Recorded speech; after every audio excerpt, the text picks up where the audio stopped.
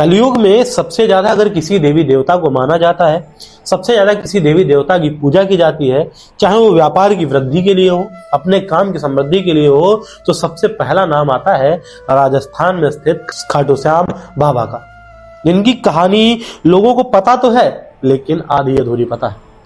खाटू श्याम जिनकी आज हम लोग पूजा करते हैं, जिनकी 3 बाणों की हम लोग पूजा करते हैं, इन 3 बाणों की कहानी बहुत अजीब और बहुत बड़ी है। इस कहानी को लोगों तक अभी तक पूरे ढंग से नहीं पहुंचाया गया। लोगों को जो जानकारी दी गई वो आधी अधूरी दी गई। लोगों को ये सवाल आता है, लोगों के मन में ये सवाल हमेशा रहता है कि खाटू श्याम मंदिर में आखिरकार सिर्फ सर क्यों, धड़ क्यों नहीं? और ऐसा विचित्र चेहरा जिनकी आज हम पूजा कर रहे हैं, ये कौन से भगवान हैं? इनको हम श्याम के नाम से तो जानते हैं, लेकिन खाटू अवतार कभी भी किसी पुराण में, किसी वेद में नहीं लिख के आता है, ना किसी वेद में लिखा हुआ है, ना ऐसी कोई कहानी है। लेकिन आज की इस वीडियो में हम आपको खाटू श्याम की उस कहानी से रूबरू कराने वाले हैं जो आपको नहीं पता होगा। इस सीरीज एक कदम धर्म की ओर में हम रामायण से जुड़े, इतिहास से जुड़े, महाभारत से जुड़े कुछ ऐसे राज, कुछ ऐसे रहस्य आपके सामने लाते हैं, आपसे रूबरू करवाते हैं जो शायद ही आपको पता हो। तो चलिए शुरू करते हैं आज का वीडियो।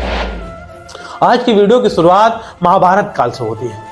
महाभारत काल में एक योद्धा ऐसा था जो अगर चाहता तो इस युद्ध को महज 1 मिनट में खत्म कर देता। महाभारत जैसा विराट युद्ध जो 18 दिन चला, जिसमें सैकड़ों महारथी मारे गए, हजारों महारथी मारे गए, पता नहीं कितने कुल बर्बाद हो गए, एक पूरा कुल, एक समूचा कुल ध्वस्त हो गया, जिसमें कोई दिया बत्ती करने वाला नहीं बचा।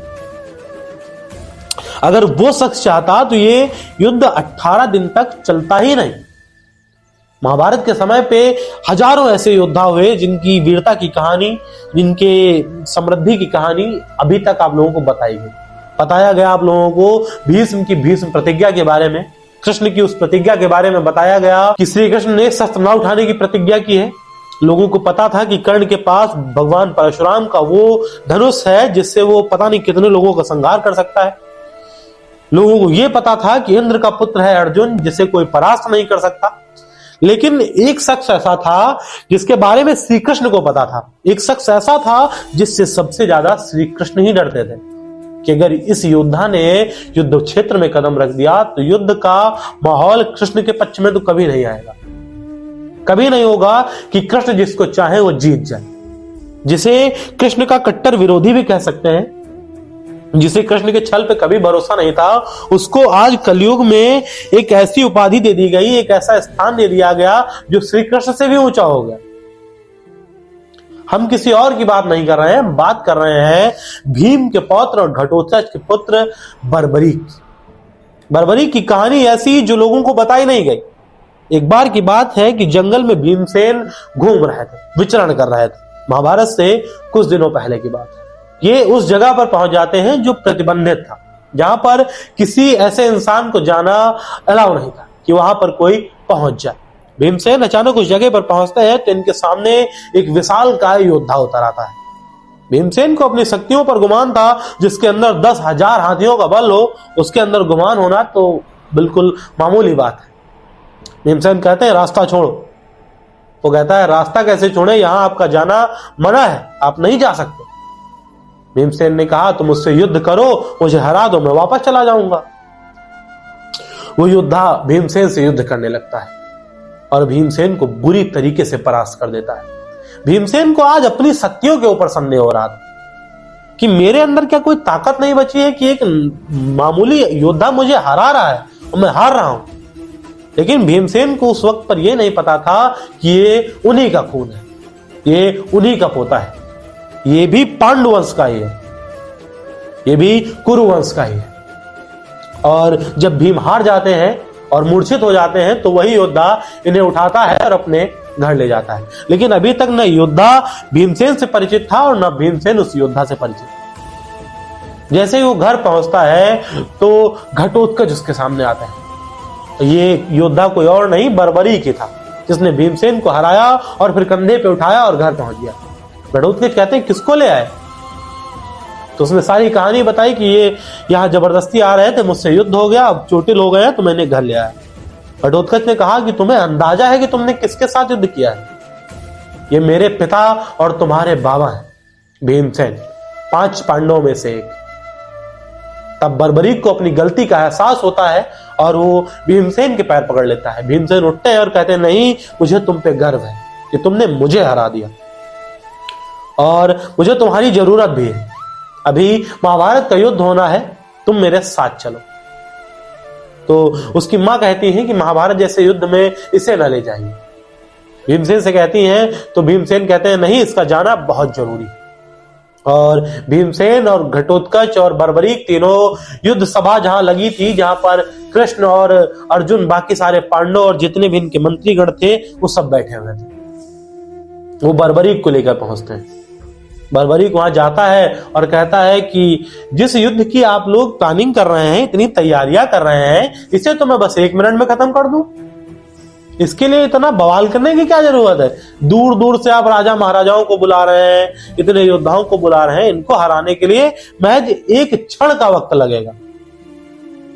कृष्ण कहते हैं कि इतने महारथी उधर से खड़े हैं, इतने महारथी इधर से खड़े हैं, तुम देख रहे हो, इनको युद्ध समाप्त करने में अच्छा खासा समय जाएगा और तुम कह रहे हो 1 क्षण में खत्म हो जाएगा।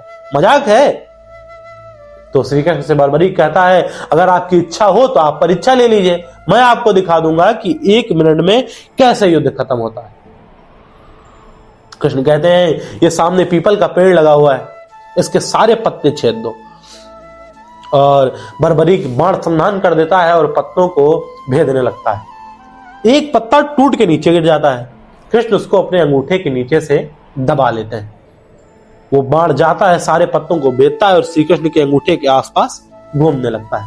बर्बरीक कहता है, प्रभु पैर हटा लीजिए, मैंने पत्ते को भेदने को कहा है, आपके अंगूठे को नहीं।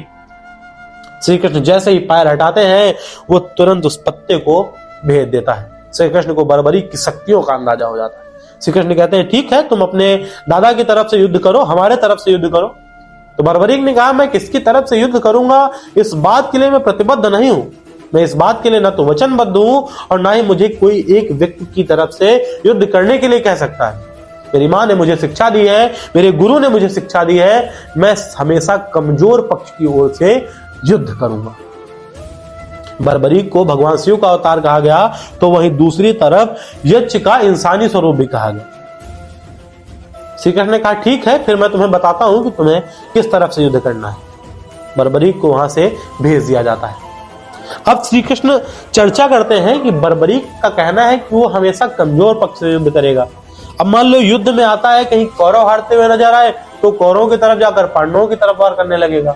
अगर पांडव हारते नजर आए तो पांडवों की तरफ आके कौरवों पे वार करना शुरू करेगा। इस हिसाब से तो इसका मूल उद्देश्य दोनों सेनाओं को खत्म करना हो जाएगा।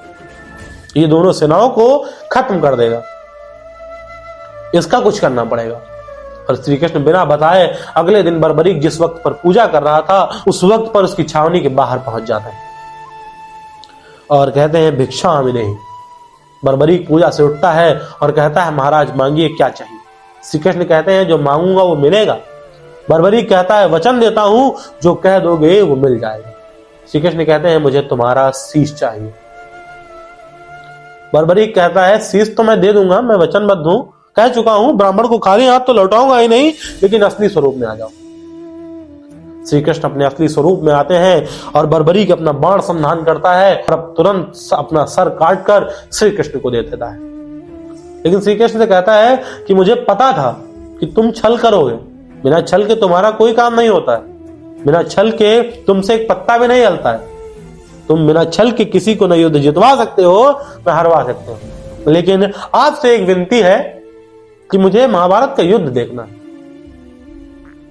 श्री कृष्ण कहते हैं, ठीक है, उस पहाड़ी पे मैं तुम्हारा सर रख दे रहा हूं, तुम वहां से युद्ध देखना, और तुम्हें 2 वरदान देता हूं कि जिस तरीके से मैंने तुम्हें मरवाया, मैं तुम्हारे मरने का कारण बना, ठीक उसी प्रकार पर जिस वक्त पर तुम्हारा बाण मेरे जिस अंगूठे के आसपास घूम रहा था, वो मेरे शरीर का सबसे कोमल भाग बन जाएगा और वहीं पर किसी का वार करने से मेरी मौत होगी।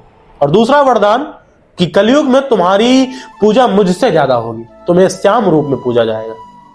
और बर्बरीक उसी पहाड़ी पर रहते हुए 18 दिन तक महाभारत का युद्ध देखते हैं। युद्ध समाप्त होता है और उसके बाद कलयुग में वो खाटू श्याम के नाम से प्रसिद्ध हो जाते हैं। राजस्थान के सीकर में खाटू श्याम का भव्य मंदिर बना हुआ है। आज भी लाखों श्रद्धालु वहां जाते हैं और दर्शन करते हैं, लेकिन खाटू श्याम की कहानी लोगों को नहीं पता है। अगर आप भी खाटू श्याम को पसंद करते हैं तो वीडियो को लाइक और चैनल को सब्सक्राइब जरूर करिएगा और खाटू श्याम को पसंद करने वाले दोस्त के पास जरूर भेजिएगा। मिलते हैं फिर किसी अगले वीडियो में ऐसी किसी कहानी के साथ। तब तक के लिए धन्यवाद।